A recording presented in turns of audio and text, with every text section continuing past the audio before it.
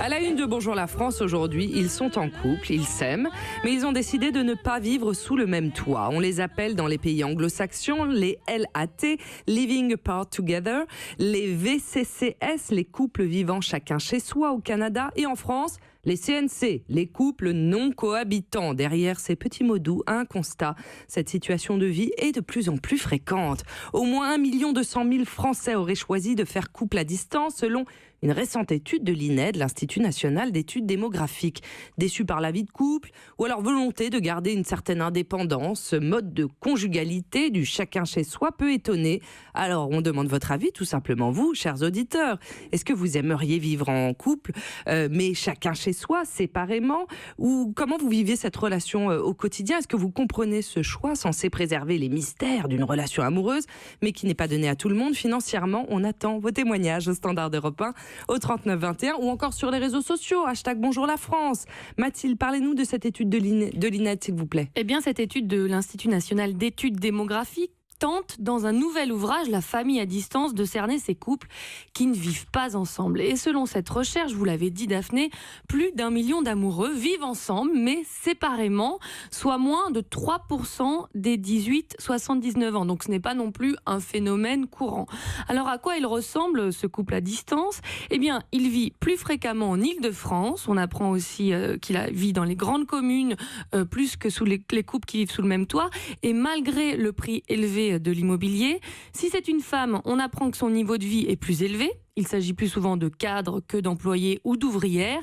Et enfin, le non-cohabitant est plutôt jeune. 6 non-cohabitants sur 10 ont en effet moins de 35 ans.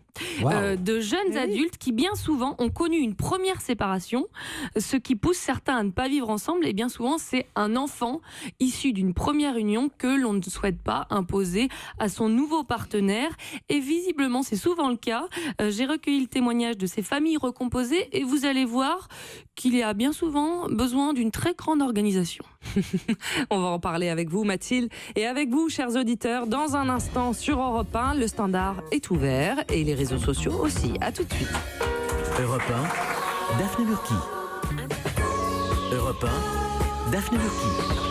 10h12, vous écoutez Bonjour la France. Et en une, aujourd'hui, on parle de ces couples qui s'aiment, mais ont décidé de ne pas vivre sous le même toit. On les appelle donc les CNC, les couples non cohabitants. Et ils sont de plus en plus nombreux. Vous avez entendu les chiffres de Mathilde Terrier. Pour en parler, nous sommes avec notre psychologue préférée, Caroline Veil, qui nous a rejoint. Merci Caroline d'être avec nous. Ça vous a étonné ces chiffres qui sont en augmentation? Non, pas du tout, parce que c'est une option qui est de plus en plus souvent choisie par les couples qui, dans un premier temps, ne souhaitent pas s'installer ensemble. Ça correspondrait un peu à une période test, on va dire. Mais il y a une autre étude de l'INED qui prouve que, qui date de 96 et qui disait que au bout de 3 ans, en fait, seulement 22% de ces couples restaient ensemble, ce qui veut bien dire que ça fragilise le couple. Et au bout de 7 ans, seulement 12%. Alors on va en parler, on va détailler. Nous sommes aussi en ligne avec... Alors nous avons plusieurs auditeurs qui sont en train de nous appeler. Jean est avec nous. Bonjour Jean. Oui, bonjour. Vous nous appelez d'où Jean? Bonjour, merci. Le Havre. Merci pour votre bonne humeur et vos émissions qui sont vraiment extra. Oh merci Jean, c'est vous qui êtes extra. Alors dites-nous, vous, comment ça se passe chez vous? Moi je dois faire partie des 22% qui cassent au bout de 3 ans. Malheureusement, ça s'est plutôt bien passé au départ, même très bien passé. On ne vivait pas ensemble. D'accord. Au bout d'1 an, on a eu le bonheur d'avoir une petite fille. Oui. Alors, on était chacun dans des couples séparés, c'est-à-dire que moi j'étais séparé de ma femme, ma conjointe était séparée de son homme. D'accord. Elle a 3 enfants, 3 garçons. Oui. Et puis moi j'avais un garçon de mon couple précédent. Donc vous n'aviez pas envie de vivre ensemble, et là vous avez eu un bébé. Vous avez changé du coup? Exactement. Du coup, on a acheté une maison ensemble et on a ramené tout le monde dans la maison. Et alors? Au départ, plutôt très sympa. Le temps de se mettre tous ensemble, enfin de vivre ensemble, de définir des règles de vie ensemble, etc. Et puis ça s'est assez rapidement dégradé. Comment dirais-je, des visions différentes de l'éducation, et puis chacun défend un peu son précaré, quoi. D'accord. Ça ressort souvent, ça, dans les familles recomposées qu'on a pu interviewer, ça, apparemment. Et donc, cette cohabitation, finalement, n'a pas fonctionné? Malheureusement, non. Pourtant, on s'adore, enfin ma conjointe et moi. Du coup, on a décidé pour conserver notre couple et puis pouvoir élever aussi notre fille dans de bonnes conditions, de revenir chacun chez soi. Très bien. Donc vous avez repris des appartements séparés et comment vous faites alors pour l'enfant ? C'est une sorte de garde alternée entre nous. Sauf que comme nos enfants des couples précédents, on les a en garde alternée déjà, du coup on est tous les deux la moitié du temps. Et tous les deux plus la moitié du temps avec nos enfants. C'est un sacré planning, Jean. Oui. Ça doit être très compliqué à gérer, non ? Ou ça va ? Vous êtes content en tout cas d'avoir trouvé cette solution, j'imagine. Il faudrait que vous ayez une application juste pour vous, quoi. Clairement, ce serait pas mal. Mais Jean, vous êtes toujours en couple alors ? Vous avez trouvé votre mode de vie ? C'est un pis-aller, c'est-à-dire que c'est le seul moyen qu'on a trouvé pour arriver à continuer à être en couple sans avoir les problématiques liées à la famille recomposée. On a une réaction de Caroline Veil, Jean. Mais oui, moi, c'est un phénomène que j'observe vraiment très souvent du côté de mes patients. Ouais. C'est-à-dire qu'on commence, quand on est une famille recomposée, par s'installer ensemble, et puis avec les enfants, et puis finalement, ça fait beaucoup de monde sous le même toit. Chacun a du mal à trouver ses marques, sa place. Et au final, effectivement, souvent, les problèmes d'éducation, de vision différente, on se marche un peu sur les autres.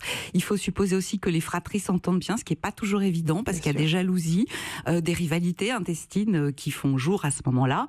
Et très souvent, moi, mes patients me disent qu'ils reviennent à la solution du chacun chez soi avec sa famille. Et il semblerait que pour les familles recomposées, effectivement, ça soit une bonne solution. Jean, merci infiniment d'avoir témoigné dans Bonjour la France. Bon courage à vous, bonne journée. Merci, à bientôt. Nous avons aussi des tweetos. Elodie qui nous dit Bonjour la France, je pense que de vivre séparés est le meilleur moyen de préserver son couple et son indépendance. D'autant plus facile si nous n'avons pas d'enfants en commun. Reste plus qu'à trouver un homme maintenant. Eh bien Elodie, j'ai passé le message. Voilà. Merci beaucoup en tout cas d'avoir réagi. Mathilde Terrier a recueilli aussi des témoignages étonnants. On en parle dans un instant sur Europe 1. Europe 1, Daphne Burki. Et à la une aujourd'hui, on parle de ces couples qui s'aiment et qui ont décidé de ne pas vivre ensemble. Il serait au minimum 1 200 000 en France selon une étude récente de l'INED. On en parle avec vous. Vous êtes nombreux à réagir d'ailleurs sur les réseaux sociaux. Nous sommes aussi en ligne avec le sociologue François de Singly, spécialiste de la famille et du couple. Bonjour, merci d'être avec nous. Bonjour. Alors, merci d'être avec nous. Vous allez réagir dans un instant puisque Mathilde a recueilli l'histoire d'Aurore et de Johan qui s'aiment mais ont justement décidé de vivre séparément. Oui, enfin, c'est plutôt Aurore qui a pris la décision dans le couple. Elle a 33 ans, elle vit près de Nîmes, où elle est opticienne. Et depuis 6 ans, Aurore est en couple donc avec Johan. Pendant 4 ans, ils ont vécu sous le même toit, jusqu'à l'année dernière, où elle annonçait à son compagnon qu'elle allait prendre un appartement.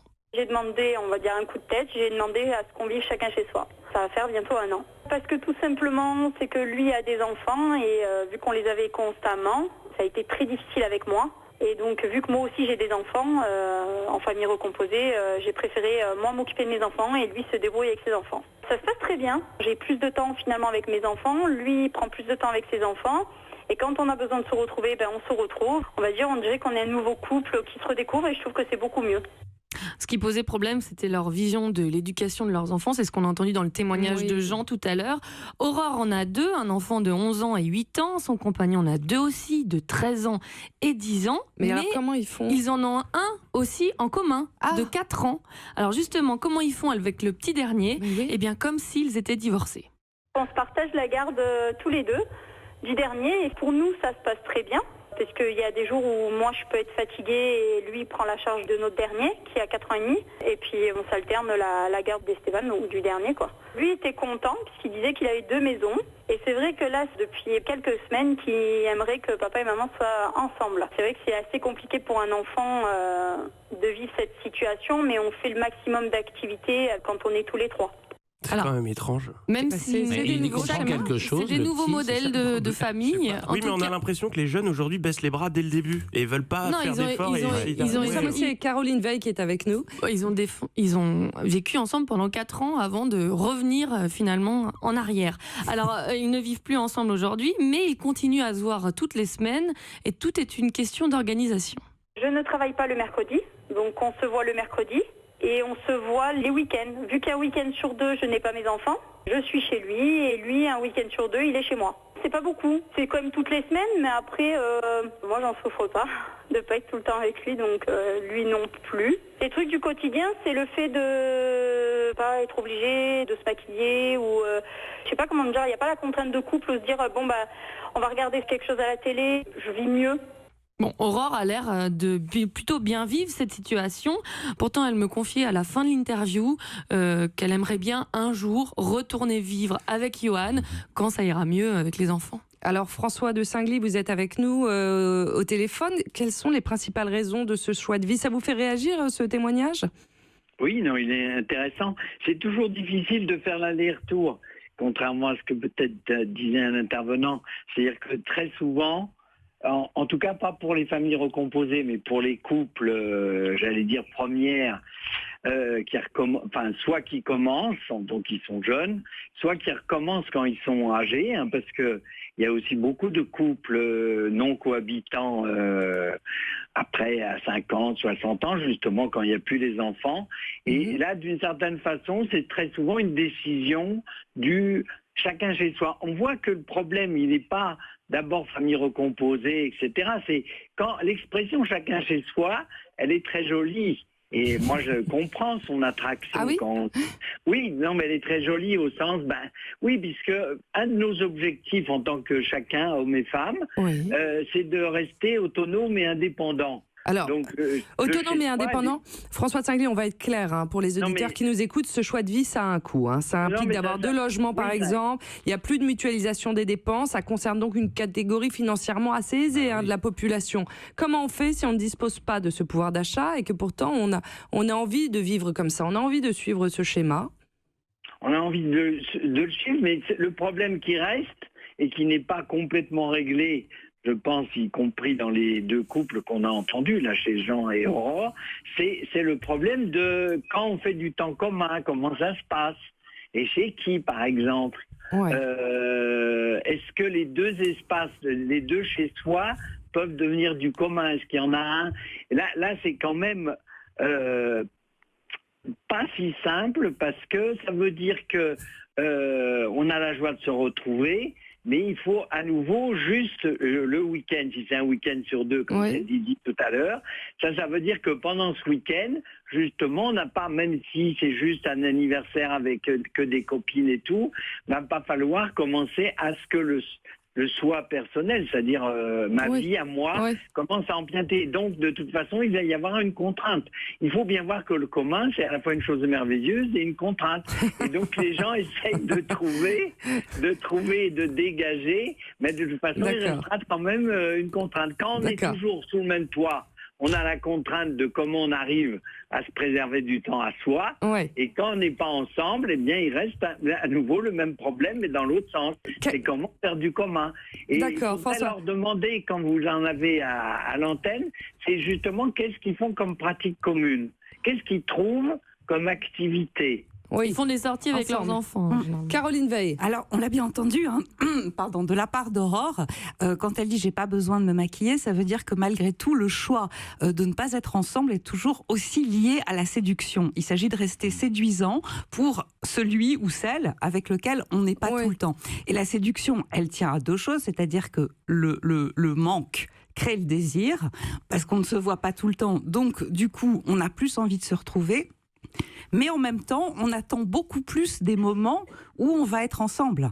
Donc, c'est-à-dire qu'il y a une intensité qu'on attend et il faut que cette intensité, elle soit là et que ces moments ils soient parfaits, parce que sinon, effectivement, on est déçu, on est frustré et au fond, on a tous les inconvénients sans les avantages du quotidien. Alors, Caroline, vous allez me dire dans un instant si c'est vraiment bon pour le couple de ne pas vivre sous le même toit. En attendant, nous avons Sismic, une tweetos qui nous dit « En couple depuis l'âge de 15 ans, ça fait 16 ans pour nous, c'est juste impossible d'être séparés. On est tous inséparables avec nos 3 enfants. Quand le travail nous y oblige, on en est malade. » Et bien voilà. Différents schémas. On en parle dans un instant sur Europe 1. À tout de suite. Europe 1, Daphné Burki. Europe Europe 1, Daphné Burki. 10h31, vous écoutez Bonjour la France et à la une aujourd'hui, faut-il vivre chacun chez soi pour vivre heureux en couple? C'est la question que l'on se pose ce matin avec Caroline Veil, notre psychologue, avec François de Singly aussi, avec vous Mathilde, avec énormément de témoignages au standard. Mais c'est vrai qu'on s'en souvient que ça a été le cas de nombreuses personnalités, des intellectuels comme Simone de Beauvoir et Jean-Paul Sartre, mais aussi des artistes comme Françoise Hardy et Jacques Dutronc. Là, c'est Marina qui nous appelle au standard d'Europe 1. Bonjour Marina. Oui, bonjour. Bonjour. Vous nous appelez d'où, Marina? Paris. De Paris. Très bien. Alors, racontez-nous comment ça se passe dans votre couple? Écoutez, j'ai entendu tous les témoignages jusqu'à présent. Nous ne sommes pas une famille recomposée. Oui. Nous avons 2 enfants, 20 ans et une de 10 ans. S'il y a autant de différences d'âge, c'est justement parce qu'on s'est séparés entre les deux pendant 6 ans, ce qui nous a permis d'ailleurs, c'était très bien, d'aller s'aérer à l'extérieur. On a décidé de reprendre une vie commune et la vie a fait que, je dis bien la vie a fait que, parce que bien sûr que c'est toujours des réflexions de savoir comment est-ce qu'on peut le mieux vivre ensemble. Franchement, pour avoir tout essayé, je ne sais pas ce qui est mieux, entre célibataire, couple. C'est intéressant, oui. Mais là, c'est une vie qui nous convient très bien. J'ai la chance d'avoir un conjoint qui travaille à l'étranger en Europe la semaine. Moi, je bouge pas mal aussi, mais finalement, on se retrouve le week-end. Tout le monde y trouve son compte. Et pour moi, le plus important, c'est d'avoir trouvé...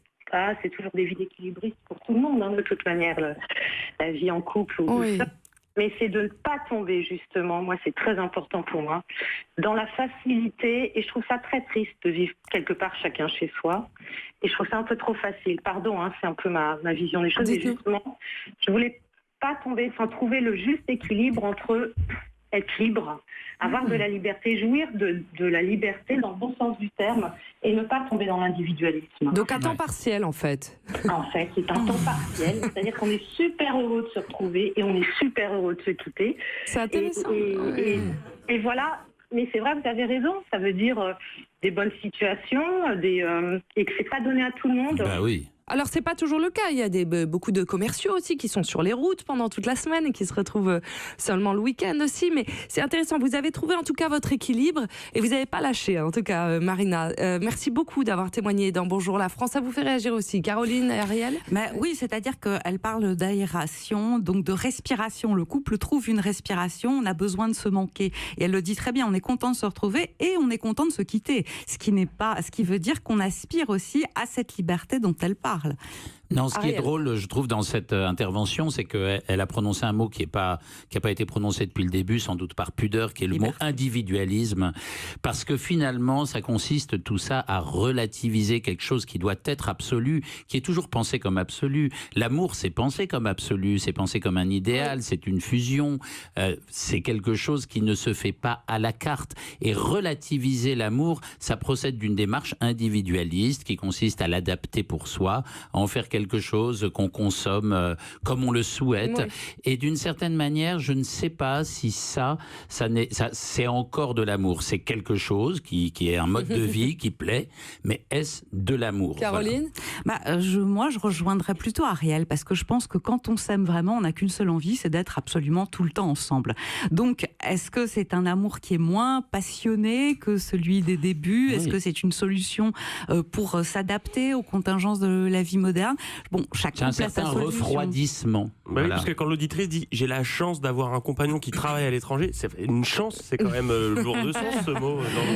Moi, je peux rajouter un truc, je pense quand même qu'il n'y a pas de normes, donc il ne faut pas non plus faire quelque chose d'absolu comme Ariel. J'ai la chance d'avoir un compagnon décédé. Et vous êtes affreux. Bon, en tout cas, il y a de plus en plus de Français qui sont totalement réfractaires à l'idée d'habiter ensemble. C'est comme ça.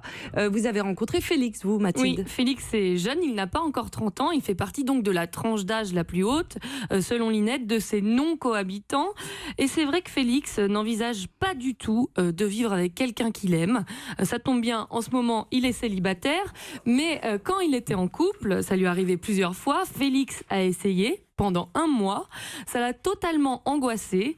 Depuis, il a fait ce choix et je lui ai demandé pourquoi. J'ai été en couple plusieurs fois dans ma vie. Moi, bizarrement, ce schéma m'a toujours fait peur, parce que moi, je suis quelqu'un d'assez solitaire à la base. Je pense que beaucoup de couples auraient pu tenir plus longtemps si justement ils avaient adopté la méthode du chacun chez soi. vous êtes obligé de tout partager, alors qu'au final, je pense que le fait d'être un petit peu éloigné, je pense qu'au contraire, ça peut aussi entretenir la fusion d'un couple. Je pense que si on ne se voit pas pendant 3 soirs, le 4e soir, on a encore plus envie de se revoir. Tandis que si on se voit déjà les 5 premiers soirs de la semaine, le 6e, on a peut-être aussi envie de se retrouver seul de temps en temps. C'est un réflexe humain. Bon, ça fait sourire beaucoup rire le public. Alors, c'est vrai que pour lui, vivre séparément, ça permet de booster son désir, de pimenter sa vie intime, contrairement à la vie à 2 qui, pour lui, c'est simple et synonyme de tue l'amour. Ce style de vie, moi, me fait peur. Pour moi, je pense que le mystère et la découverte de l'autre, ça occupe une part assez importante dans un couple. Et le fait d'habiter tout de suite ensemble, tout partager, pour moi, ça tue un petit peu, on va dire, la magie du couple. Alors bon, je lui ai demandé si ce choix pouvait évoluer peut-être avec l'âge, en devenant père par exemple. Il m'a répondu qu'il ne souhaitait pas avoir d'enfant. Nous sommes toujours en ligne avec le sociologue François de Singly, spécialiste de la famille et du couple. Ça vous fait réagir, François ? Ah oui, je suis en total désaccord avec ce que j'entends à l'antenne. Non pas des auditeurs, mais des gens qui vous entourent. L'amour n'est pas obligatoirement fusionnel. Hein. Qu'est-ce que c'est que cette histoire? C'est Ariel Wiesman qui se prononce là-dessus. Non, alors je m'en explique, mais ce que je voulais dire par là, c'est qu'il est rêvé, pensé comme fusionnel. Maintenant, l'amour fusionnel a tous ses défauts. François. Oui, mais non, c'est pas vrai. Enfin, je veux dire, je passe mon temps à écouter notamment les femmes. Les femmes, aujourd'hui, elles rêvent d'avoir quelqu'un qui les reconnaisse, d'avoir des temps positifs, mais elles ne rêvent pas forcément de fusion, parce qu'il y a une chose dont on n'a pas encore parlé beaucoup, c'est quand même tout à fait étonnant, c'est que dans la vie de couple, sous le même toit, qui c'est qui fait le travail ménager? C'est partagé en commun. Tiens, c'est une première nouvelle. Ça l'est. Et donc, oui. Ça va un peu mieux, mais c'est pas encore ça. Là, j'aimerais bien connaître la fusion du travail ménager dans le couple. Faites pas des généralités non plus. 2 tiers, 1 tiers, hein, c'est ça la répartition des tâches. Oui, François de Singly. 75%. Non, je veux finir. Le jour où peut-être les hommes s'y mettront vraiment, eh bien, en fait, alors, les femmes réfléchiront. Mais par exemple, on le voit chez les couples de retraités, qui ne vous appellent pas, mais un certain nombre de se remettent ensemble, et elles ne veulent pas avoir la responsabilité, encore une fois, d'avoir un nouvel homme et tout. Et donc, il faut aussi mettre dans la discussion la non-fusion du travail ménager. Très bien, merci François de Singly. Vous avez été formidable, merci beaucoup pour ces propos très clairs sur ces CNC, ces couples non cohabitants. Merci beaucoup Caroline Veil d'être venue aujourd'hui dans notre studio de Bonjour la France et merci infiniment à tous les auditeurs. On n'a pas pu tous vous prendre. Vous savez, tous les matins on vous donne la parole. C'est vous qui nous éclairez sur ces sujets de société. Merci infiniment.